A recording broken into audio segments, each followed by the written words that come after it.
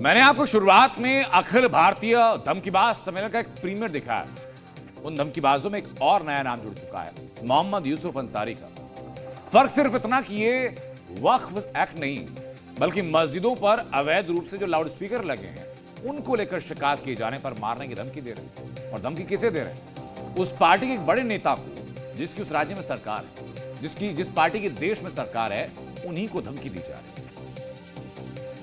अंसारी ने महाराष्ट्र बीजेपी के सीनियर नेता किरीट सोमैया को धमकाया, वो भी सिर्फ इसलिए क्योंकि किरीट सोमैया ने पुलिस में एफआईआर दर्ज करवाते हुए 72 मस्जिदों पर अवैध रूप से लगे लाउड स्पीकर को लेकर शिकायत की। साफ साफ लाउड स्पीकर को लेकर दिए गए मुंबई हाईकोर्ट के फैसले का उल्लंघन। अब सवाल ये कि अगर कोर्ट के आदेश का उल्लंघन करने वाली हरकतों की शिकायत की जाएगी तो क्या मारने की धमकी दी जाएगी?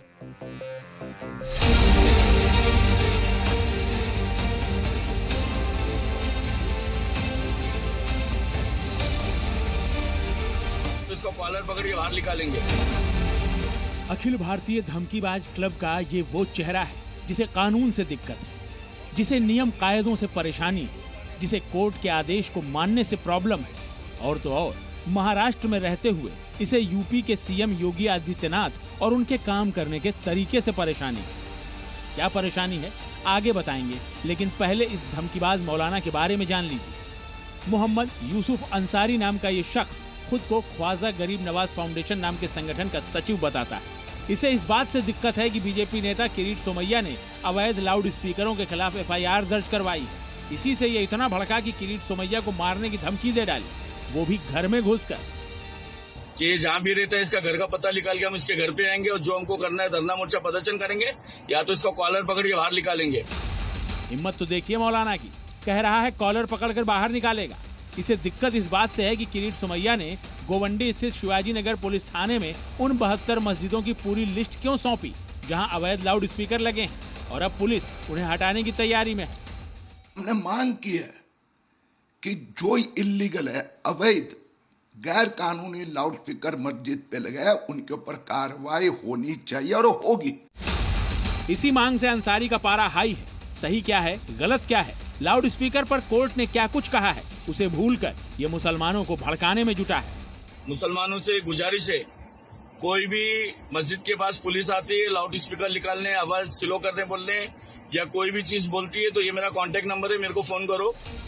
मामला महाराष्ट्र का है, लेकिन खौफ 1435 किलोमीटर दूर उत्तर प्रदेश के सीएम योगी का चल रहा है, जिन्होंने उत्तर प्रदेश की मस्जिदों पर लगे अवैध लाउड स्पीकरों का शोर डाउन कर रखा है। ये यूपी की राजनीति है, बीजेपी वाले ना यूपी में चलाए, बम्बई में चलाने की कोशिश करेंगे ना तो बहुत भारी पड़ेगा। आप लोग डरे नहीं, घबराए नहीं, न अपनी मस्जिद के अजान की आवाज स्लो करे, न किसी को कोई पेपर दिखाने की जरूरत है। अखिल भारतीय धमकीबाज गैंग की धमकी सुन रहे हैं ना, इनसे कानून के पालन की बात करेंगे तो ये अकड़ दिखाएंगे, मारने की धमकी देंगे, लेकिन कानून नहीं मानेंगे। हालांकि पुलिस अब इनका इलाज करने की तैयारी में है।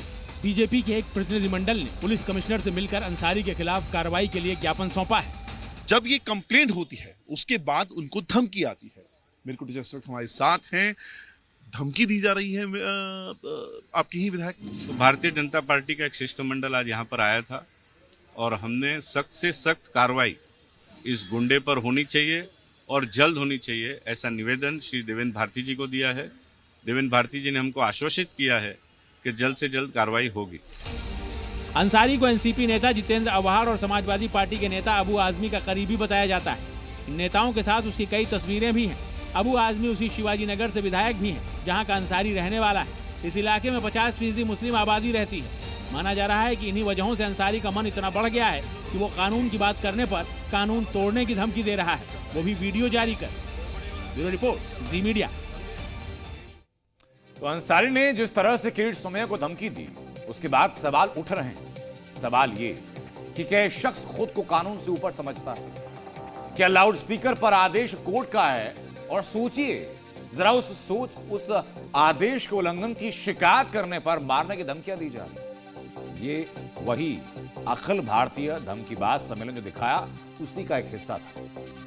लेकिन किरीट सोमैया की शिकायत के बाद मुंबई पुलिस 72 मस्जिदों पर लगे लाउड स्पीकर के खिलाफ मुहिम शुरू करने वाली है और इस लिस्ट में गोवंडी की शाहीन नूरानी मस्जिद का नाम भी है। जी न्यूज की टीम जब किरीट सोमैया के दावों की पड़ताल करने पहुंची तो उस मस्जिद में 2 लाउडस्पीकर दिखाई पड़े।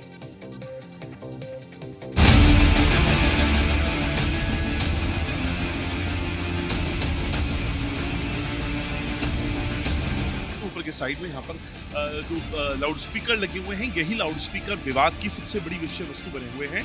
ऊपर के साइड में जो लगातार जो शिकायतें रही हैं वो इस बात को लेकर रही हैं कि इस पूरे इलाके के अंदर ऐसी 72 मस्जिदों को लेकर पुलिस में शिकायत की गई। अब पुलिस जो है वो बेसिकली इस पे उनको बकायदा, जैसा हमें बताया गया है, यहाँ पर जो जिम्मेदार लोग हैं मस्जिद से जुड़े हुए उनको लेकर उनसे मिल रही है, उनको अल्टीमेटम दिया जा रहा है।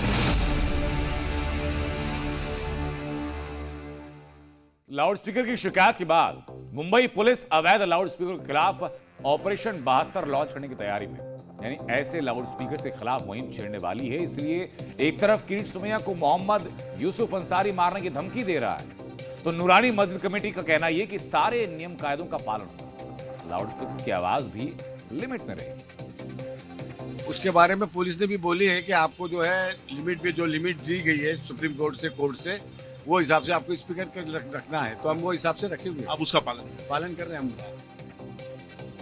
लेकिन यहां एक सवाल भी है, जब कोर्ट से मस्जिदों से अवैध लाउडस्पीकर हटाने के निर्देश दिए हुए हैं, तो 72 मस्जिदों पर लाउडस्पीकर कैसे टंगे हुए हैं?